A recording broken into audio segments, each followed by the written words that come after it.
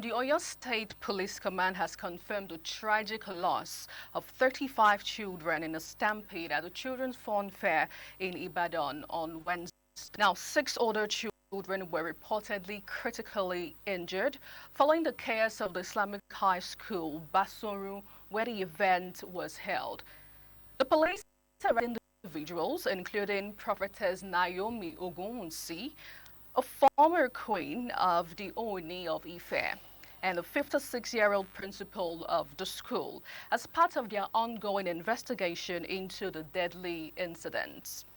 In the same vein, at least 10 people, including children, died and several others sustained injuries because of the stampede that happened at the Holy Trinity Catholic Church for Meetiama in Abuja Saturday morning. Now, the incident happened as thousands of residents scrambled to receive palliatives the church was distributing at that. Also, for Anambra State, 22 residents in Abuja community lost their lives, to the sake of stampede. Now, the stampede happened on Saturday morning, during event for the distribution of rice in Anambra, Okija, Ihala local government area. States. Interestingly, both the one that happened in Abuja on Saturday morning and of course the one we saw happened in Anambra State all happened on Saturday morning right here in Nigeria. The Vice President has tagged it a national tragedy. But let's quickly move over and listen to a couple of victims to hear the ordeal. Okay, somewhere when I received a phone call, one of my elder sister, not biological sister, but just like a family sister to me, that she died. This is the husband. This is the elder brother, and this is the wife, and even the lost his wife too. We came here this morning by 6. So I came here to work, like sharing of rice. I haven't gotten my uniform yet, and my wife came with me also. So unfortunately, they opened the gate. People started rushing inside. The next thing, they started sending people back again. While they are sending them back, the ones outside are pushing in. So the crowd was much. People were just falling off. How will I put it? Stepping on people's head and necks. At the end of the day, I managed and enter inside. On reaching inside, I saw my little baby crying. I have to carry my baby, rush my baby down home. It's hungry in this Nigeria. Everybody needs food. Every Nigerian needs food. We need help. We need help. Come and see a lot of people that die. Even the woman I know, we need help. She died. We are there when the people are pushing there. When they push us, the woman, she stayed at my front. She fell down. I touched the woman. She cannot move, and she's from my side. We need help. Voice on the streets. Nigerians, there is hunger in the land. Quite a sad and tragic incident indeed. Well, right here in our Lagos studio, we are looking at the stampede in Nigeria and analyzing issues on ground because it has become a trending situation that needs to be talked about right now. So, joining me in the studio, Segun Shopita. He is a public affairs analyst and he joins me live in the studio. Morning. Good morning. Good morning. Thanks for having me. Thanks for coming on board. And also, I have activist Ijumudo. He is the SSA to the governor of the Delta State on human rights. He's going to be joining us subsequently via Zoom this morning. But let me quickly start with you, Mr. Segun. Can you give me what really happened on Wednesday? So it's first of all, I think we should remember that lives have been lost. People are grieving and mourning. Finding themselves so suddenly wondering what happened to their children, and our hearts must go out to them. So my heart feels for everybody that's been bereaved in this situation. The event was supposed to be an affluent Nigerian wanting to help people that are maybe indigent or in need of assistance. And it's something that that particular NGO, Wings NGO, has been doing for years. This wasn't the first edition. And as I'm sure, everybody that's in the public domain, this NGO is, I don't know how to address her, the Olori, wife of the Oni of Ife, or former wife of the Oni of Ife. And in partnership with the school and the venue where it was held, and a radio station in Ibadan, an FM radio station, So, and this is the practice that they've had over the last couple of years. Why? So this event was meant to cater to thousands of children. I think their initial plan was to have 5,000 children. Unfortunately, you had, an excessive overflow, over 2,000 people in excess of the numbers that were expected. And I think that was maybe the starting point of the chaos. Of course, as we all know now, she's been arrested and is currently in custody.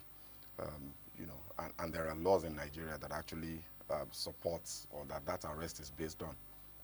The criminal code and the penal code, I'm not a lawyer, but I've taken the time to check it out, provides for arrests and prosecution of anybody that they call it criminal negligence, in an action that you should have taken and you did not take, or that you shouldn't have done and you did, that result in the endangerment of lives in public, is apparently an offense in Nigeria. And it's on the basis of that she's been arrested and is probably going to be prosecuted. Now, having said that and having laid that background, I think it's important to bear in mind that, as I said before, this has happened in the past. I mean, and we've never seen this type of stampede.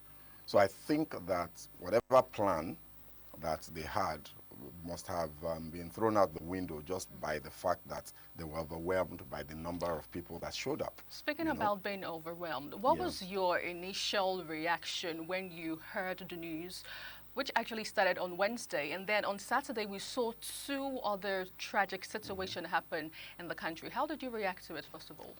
So it changed my perspective, because initially I was focused primarily on the operational, organizational, procedural issues surrounding this. I was thinking, this is a failure of planning, and maybe whoever has done this is accountable under the law.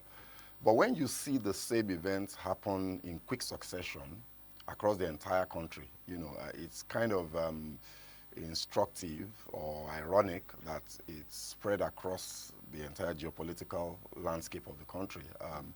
In the west, in Ibadan, in the east, in Okija, in Anambra State, and in the north, or not central, but it's in the north, in Abuja, in Maitama, no less. Maitama is supposed to be an affluent environment, So it gets you wondering, what's going on here? How come this is happening so quickly across the entire nation? And that made me to begin to look at perhaps some more, what's the commonality across all of these events? And you find that the major issue is that people are hungry. It seems as if, and I think we all know this, that Nigerians have been moved very quickly down the poverty scale. A whole lot more Nigerians have faced as a result of the policies and actions of the current government in the country. And you can't wish this away. So I've listened to responses from various government officials, and I think I find it somewhat distasteful that, in the midst of the emotional trauma and anguish that people are going through, the concern of government spokespeople appears to be the political side of the conversation, and them trying to exonerate the government and saying, look, stampedes have happened in the past, you shouldn't link it to the policies of this government. You have to link it to the policies of this government. If subsidy had not been taken out, and if the exchange rate had not been floated, then you wouldn't have had the massive reduction in the purchasing power and disposable income of Nigerians that has led to them not being able to afford a square meal. And we say, as a joke, that Nigeria, we were growing up, back in the day, 30, 40 years ago, we used to have, you know, slogans, especially in school, you eat 101 or 011 or and all that. And I was telling somebody this, you know, in current day Nigeria, you're having people practicing 100001 or 10000001. In other words, people are eating once in 2 days or once in 3 days. I have been confronted by people like that on the streets who just come to beg for food, to say, look, I've not eaten in 2 days. Please help me, whatever you can give me. And you look at the person standing in front of you, you can see that this is not really a beggar. You know, you can tell these things. You can see that you can't see the signs of suffering on his skin. You know, you can tell that this is probably somebody that was middle class. Right. You know, so the government can't exonerate themselves from what is happening and from the policies and the way those policies have been implemented. So there's poverty in the land, and it's just the reality. You know, the United Nations of other organizations, including the World Bank and the IMF, whose dictates we apparently are following, have warned us that the implementation pattern of these policies is going to result in a whole lot more hunger in Nigeria than we currently have. You know, so, and I think, you know, these events are a result of the fact that people can no longer eat. I want us to go back to the organizers, because these are average Nigerians, or Nigerians who are advantaged in a certain way, trying to help out the current situation in the country. For instance, the former owner of Ife's wife, this is not the first time she's having an event like this. And also the one that happened in Anambra State, report had it that it was being organized by one O.B. Jackson. And of course, this is still not the first having a situation like this. The one in Abuja, where a church organized free food, and we did see that it wasn't only Christians that came out to collect that. We saw Muslims, we saw different people heard, oh, we have food, can we go have it and, you know, sort out ourselves for a day. Now, you've talked about the fact that there is hunger in the land, and we also saw some persons also talk about the fact that they are hungry, they're starving, things are really, truly hard. But right now, I love other causes of this stampede, because interestingly, it doesn't only happen regarding food. There was an event that happened here in Lagos State where we saw a stampede also happen at, you know, an event. Now, there's this issue of rush. There's this mentality Nigerians have of survival of the fittest. Can you speak to us a little bit about it? Okay, yeah, that's a good angle to come from. And I do think that we have fundamental, deep-rooted, values-based issues regarding public order, respect for fellow human being, respect for that person's time and that person's rights. You know, I'm sure you would have experienced situations where you're in an eatery and there's a bit of a press, you know, a number of people want to buy food. And then somebody just comes, walks through the door, stretches his hand over the people and says, meat pie. You know, or something like that. That happens a lot, and it's a cultural problem, it's a values problem that we need to deal with. And I think, you know, how do you deal with issues like that? I found that the only way to control large, public behavior is consequence management. It's the fact that you have to hold people accountable, and you have to have rules that there has to be some sort of reference point that they need to look at their thing. I'm also, you know, part of a church where food distribution is something that happens annually.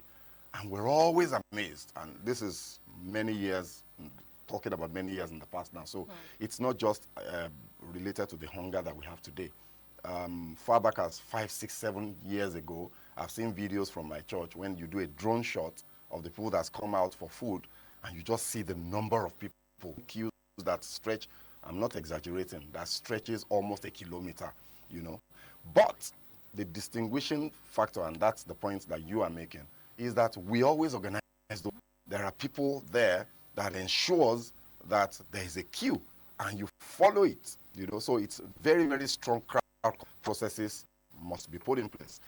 Now, in other parts of the world, laws that regulates these things. In the UK, for example, there's acts. Now, the Public Order Act, we also have a Public Order Act in Nigeria. The interesting thing is that the Public Order Act of the UK, the bent, the slant of that law is talking about human safety. crowd control, harm prevention, and emergency management in the event that something goes wrong. These are the protocols that we immediately activate to prevent the loss of life. The Public Order Act in Nigeria talks about gatherings and processions in Nigeria, and you could fit some of these events into that. But you can see that the slant of that law is to do with protests, and prevention of public processions with regards to, protests and civil rights actions and human rights actions and all of that. Now, that law needs to be reviewed because there has to be some sort of, like I said before, a reference point, either a regulation or a law or a policy that people can pick up, and it will guide how they approach their events, that will tell them the guidelines. These are the things that you need to do. Without that, you are leaving things like this to the discretion and the good sense of the, and it's not everybody that has good sense. It's not everybody that has good discretion. So you should have a law that clearly stipulates this, such that you can then point to that law and hold people accountable if they don't follow it. So that's one thing that I find missing. Speaking about laws, it's one thing to have a law in Nigeria, and then it's another thing for the law to be implemented and also be effective as well. The IGP has warned groups and organizers of similar events to ensure involvement of security agencies, as negligence on their part is criminal and would not be overlooked, as provided for in Section 196 of the Penal Code and Section 344 of the Criminal Code laws of the Federal Republic of Nigeria. Now, Mr. Shegun, all of this happening after the aftermath of the situation. What does this make of the security agencies? With the issue of having proactive measures and also having reactive measures as well. Well, I mean, look, what the IGP is doing is what you would expect. Something happened and there has to be a response. However, the point you are making, and I agree with you, is that we have to be more proactive as a society. There's something that the Federal Road Safety Commission does every year. They call them the Ember Month campaign. Once you start getting towards September, by October, they start these campaigns where they warn people about overspeeding. And they reel out statistics of deaths by accident that occurs as a result of reckless driving. It's become a culture for them. It's become something we have all gotten used to. And I think, I suspect that a lot of lives have been saved as a result. I think that the authorities, concerned, who are all stakeholders in this situation, and that speaks to the police, that speaks to the National Emergency Management Agency, and it speaks to the Ministry of Humanitarian Affairs and Poverty Alleviation. All of these organizations, maybe the National Orientation Agency as well, and the Ministry of Information, together, when the time for these types of, there is a particular time of every year that things are likely to happen. It's in the festive season, it's Christmas, maybe some of the Muslim holidays where people generally tend to want to conduct these humanitarian, events and support and help the less privileged. I think maybe it's time that we need to start organizing campaigns that would advise on the procedures and the steps to take to prevent this. That will remind organizers of their obligations under the law and their obligations as good citizens to protect the welfare of the people that they're trying to help. Those campaigns would absolutely and definitely help redirect the mind of the organizer in such a way that they make provisions for preventing these types of things. Queue management, crowd control, orderliness, and then maybe the National Orientation Agency can also conduct campaigns. We've seen them ramp up, public enlightenment campaigns in the last 6 months or thereabouts. I think they need to do a whole lot more with regards to the core issues, values-based issues that's confronting us as a society. Respecting queues is a major problem for us as a people. Whether at the bank ATM, whether at the eatery, whether at the filling station, in fact, just driving on the road. Overtaking is allowed, but there are regulations, laws that speak about how it can be done legally. But Nigerians tend to have this habit of wanting shortcuts, quick routes to the destination, including when it comes to just pursuing your economic well-being. People no longer are willing to work, go through the process that is required to achieve success. This, our disrespect for process, is part of the fundamental reasons these things have happened. It's the fact that as a society, we just simply think that things can happen by themselves somehow, by some miracle. We believe in miracles, we believe in divine intervention. But even if you check all of the holy books, they talk about process. There is a process to success. Success is rarely ever accidental. If you check anybody that's been successful at anything, they follow the process. If you read the book Outliers by Malcolm Gladwell, he'll talk about the process of creating greatness at any human endeavor. You need to spend 10,000 hours minimum practicing that endeavor, whether it's music, whether it's sport, it's science. So he did a study of all of the people that you can regard as great in those fields, and found that the common thread was that they spent a lot of time in those things. Nigerians, we don't believe in process. We believe in success, the end itself. And whatever means you can follow to achieve that end is justified. We need to fix that as a society, and I think that these agencies need to, lead the charge in that direction. Speaking about process, just reminded me of the same thing that happened in Ibadan, where we also heard eyewitnesses reports say that some women came there. So the event was majorly for children, and then we saw women come out to also be part of it. Some women were even throwing their kids over the fence, Exactly. having 5,000, prepared for, and 7,000 comments. And we've Absolutely. also seen blame game happen. Can we talk a little bit about it? Who is to be held responsible for the tragic situation we've seen so far? Because over time we've reiterated that this is not the first time it's happening. Here in Lagos, at some point or the other in Yaba, we saw what happened when the customs were sharing out bag of rice, still the same rice for a particular certain amount, and we saw a bit of stampede happen. So let's talk about the issue of the blame game. Well, I mean, if you want to apportion blame, bearing in mind that people have died, and therefore, the blame that you're talking about comes with a lot of responsibility. I think that objectively and fair-mindedly, you can't look far beyond the organizers. You can't look too far beyond them. You can apportion blame, maybe to security agencies and the police. What could they have? They're not invited. What can they do?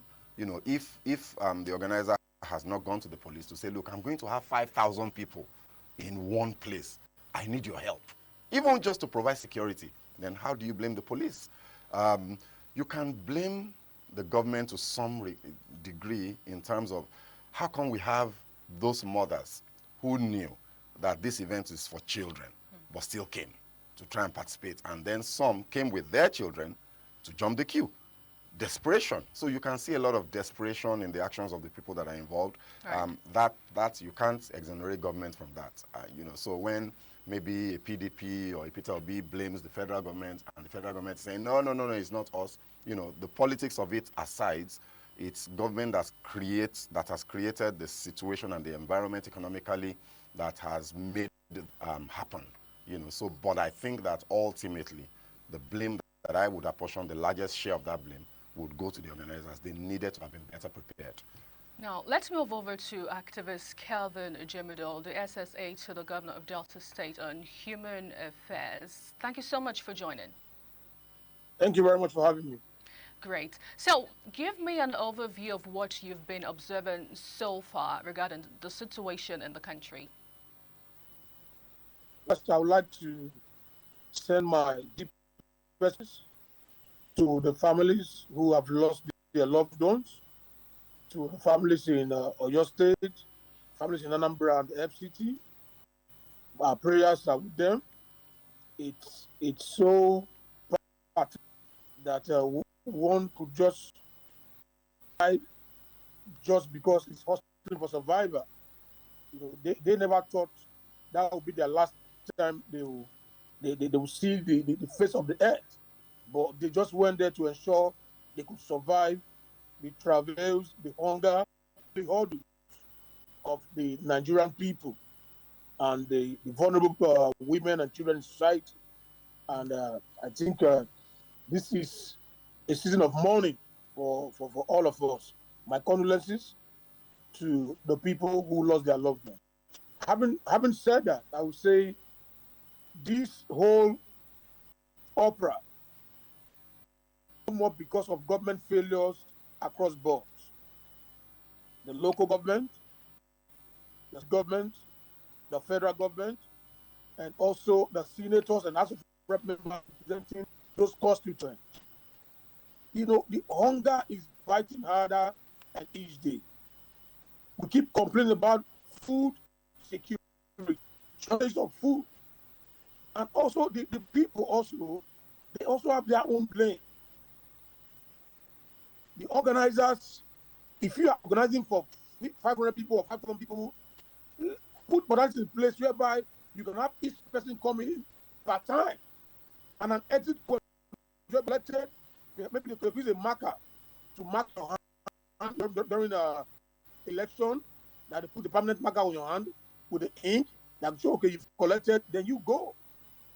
You want to play up, some persons want to carry like five bags. Some want to beat us. Some mothers, some of these persons, they won't have rice at home, but just because it's free. Like in the words of Oliver Twist, they always ask for more, they want more. And see where we find ourselves.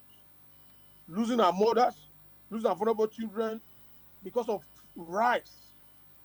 That's how deep into the fabric of our people, our mothers, our children.